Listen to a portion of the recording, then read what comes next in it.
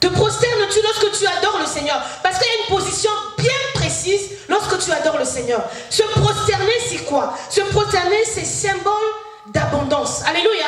Quand tu te prosternes, tu te jettes à terre, tu dis Seigneur, je ne peux rien sans toi, je me jette à tes pieds et Seigneur, relève-moi. Alléluia. Lorsque tu te prosternes, tu te fais plus bas que le Seigneur. Amen. Tu te ramènes comme un enfant et tu dis Seigneur, sois élevé et moi je diminue. Amen. C'est ça, se prosterner. Bien aimé, Dieu veut que lorsque nous disons que nous adorons Dieu, que nous nous humilions. Dieu veut que lorsque nous nous approchons de lui, nous soyons rabaissés. Il veut que nous le cherchions dans la profondeur. Oui, bien aimé, souvent on veut que Dieu nous bénisse. Mais d'abord le Seigneur attend que tu puisses l'adorer avant qu'il te bénisse. Alléluia. Comment tu peux recevoir quelque chose de lui alors que tu ne reconnais pas ce Dieu-là en tant que ton Dieu, en tant que ton Seigneur et ton Sauveur? Alléluia. Pour le reconnaître en tant que Seigneur et Sauveur, il faut faire quoi? Il faut l'adorer. Il dit, cherchez premièrement dans sa parole le royaume des cieux et le reste vous sera donné par-dessus de tout. Et le royaume des cieux, c'est qui? C'est Dieu lui-même. Alléluia. Cherchez-moi l'Éternel en premier et moi je vous donnerai ce que vos cœurs désirent. Alléluia.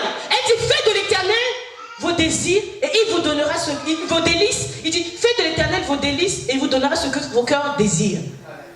Donc si tu ne fais pas de l'Éternel ta priorité, il ne pourra pas te donner ce que ton cœur désire. Alléluia. Il dit, vous les célibataires, occupez-vous de mes affaires et moi je m'occuperai de vos affaires. Alléluia. Tu es célibataire, tu n'as rien à faire, mais tu ne t'occupes pas de Dieu. Tu ne cherches pas le Seigneur en profondeur. Tu ne cherches pas le Seigneur dans la vérité.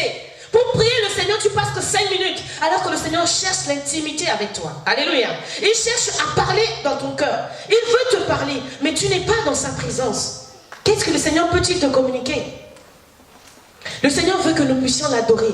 Il a dit à la femme samaritaine dans Jean 4, il a dit, celui qui adore l'Éternel, le Seigneur cherche, Dieu cherche les adorateurs, ceux qui vont l'adorer en esprit et en vérité. Alléluia. Il a dit à cette samaritaine, vous adorez celui que vous ne connaissez pas. Il dit, vous adorez celui que vous ne connaissez pas.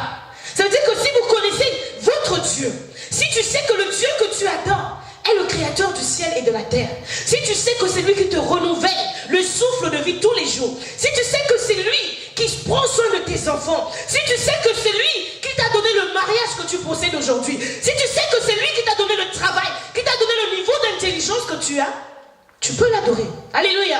Alors tu prendras conscience que tu n'es rien sans lui. Alléluia. Tu n'es rien sans lui. Il est le créateur de tout homme. Et il veut d'abord que nous ayons cette mentalité-là. Si tu n'as pas cette mentalité, tu ne peux pas l'adorer. Alléluia. Si tu n'as pas la mentalité du royaume, la mentalité de te dire que je ne suis rien sans Dieu, bien aimé, alors tu pourras mieux l'adorer. Pourquoi? Parce que tu comprendras que si tu peux pour avoir à manger, tu dépendras que de lui. Alléluia. Pour avoir les vêtements à mettre sur toi, tu dépendras que de lui. Les enfants que tu as dépendent que de lui. Je vous dis, bien aimé, avoir les enfants, c'est une grâce. Il y en a d'autres qui disent merci, merci. Mais il y en a d'autres qui négligent, mais bien aimé, j'aimerais vous dire, c'est une grâce. Il y a beaucoup de femmes qui cherchent des enfants, mais qui n'en ont pas. Il y a beaucoup de femmes.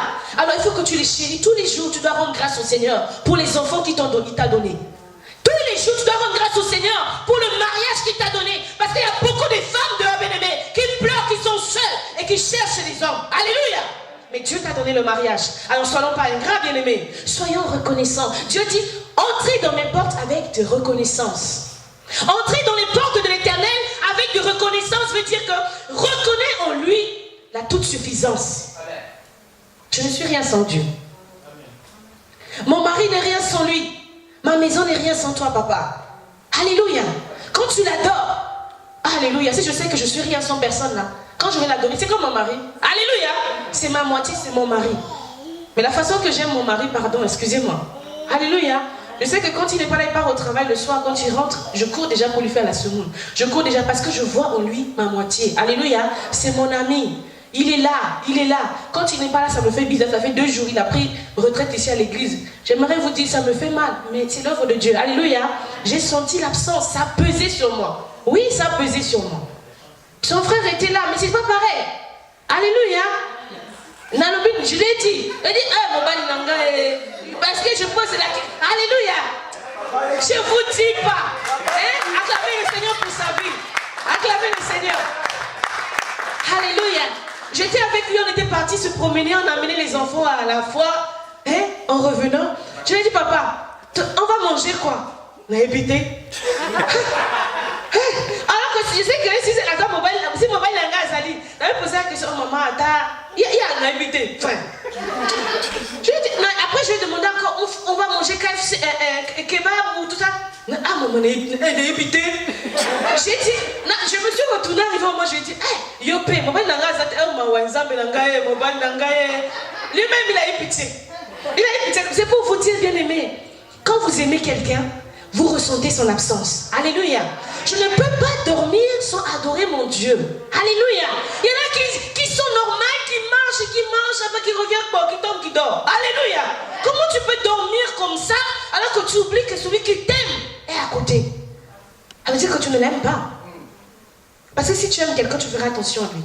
La dame, un petit bonjour, un petit bisou, un petit signe de présence. Alléluia. Oui. C'est ça. Papa Clément Songi. Amen. C'est ça, bien-aimé. C'est ça que le Seigneur cherche de nous. Le Seigneur cherche à ce qu'on ne l'oublie pas dans tout ce que nous faisons. Dans tout ce que nous entreprenons, que nous soyons attachés à lui. Que nous nous disons que, Seigneur, je vais faire ça, mais sois à mes côtés. Alléluia. Sois à mes côtés. Parce que, bien aimé, avec sa compagnie, tu ne peux pas chanceler. Tu ne vas pas tomber. Ou même si tu vas vouloir tomber comme ça, il va te relever. Alléluia. Mais si tu pars sans lui, bien aimé, rien n'est garanti. Tu peux te cogner la tête. Voilà pourquoi le Seigneur dit, il dit, fais de moi tes délices et moi je te donnerai ce que ton cœur désire. Fais d'abord de moi ton ami. Fais de moi ton confident. Et moi je te donnerai. Je te donnerai toutes ces choses-là. C'est quoi l'adoration? L'adoration, c'est rendre hommage. Alléluia. L'adoration, c'est rendre hommage à un être suprême. Rendre hommage à une divinité. Alléluia. À une divinité. Il est le Tout-Puissant. Il est divin. Il connaît toutes choses. La Bible dit qu'il sonde le cœur et les reins. Il connaît toutes choses. La Bible dit qu'il est omniscient, omnipotence, omniprésent. Il est partout à la fois. Il connaît ton lendemain avant que toi-même tu connais. Alléluia. Il peut t'avertir. Parce que si tu es à lui comme ami, si tu as Dieu comme ami, bien aimé, j'aimerais vous dire que si tu as Dieu comme ami, c'est mieux. Pourquoi? Parce qu'il est celui qui connaît toutes choses. Il sait si demain tu pars dans cette chemin-là, il va avoir un obstacle. Alors il te parle. Alléluia. Il sait aussi, le Seigneur sait aussi que si demain tu prends cette chemin-là, tu seras béni. Voilà pourquoi c'est mieux de l'avoir lui comme ami. Parce qu'il va t'avertir dans les songes. Il va même envoyer quelqu'un pour te parler. Pour te dire, Cynthia, va à cet endroit, il y a quelqu'un pour te bénir là-bas. Alléluia. Il t'avertit. Parce que Dieu parle d'une manière ou d'une autre. Il a une bouche qui parle, il a des yeux qui voient, il a les oreilles qui entendent. Notre Dieu. Parce qu'il avait dit qu'il a été créé à notre image. Et à notre ressemblance. Alléluia. Non, c'est plutôt nous qui avons été créés à son image et à sa ressemblance. Alléluia. Donc ça veut dire que tu es comme tu es à l'image de Dieu. Quand tu te vois, tu vois Dieu. Alléluia.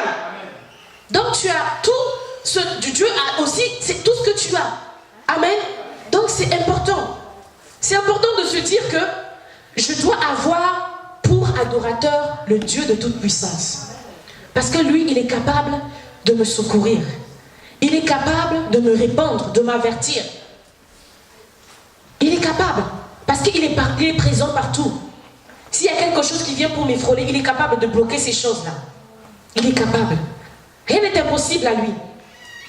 Voilà pourquoi j'aimerais te dire ce matin, bien-aimé, attache-toi au Seigneur. Donne ton adoration à Dieu. Ne donne pas ton adoration à n'importe qui. Alléluia.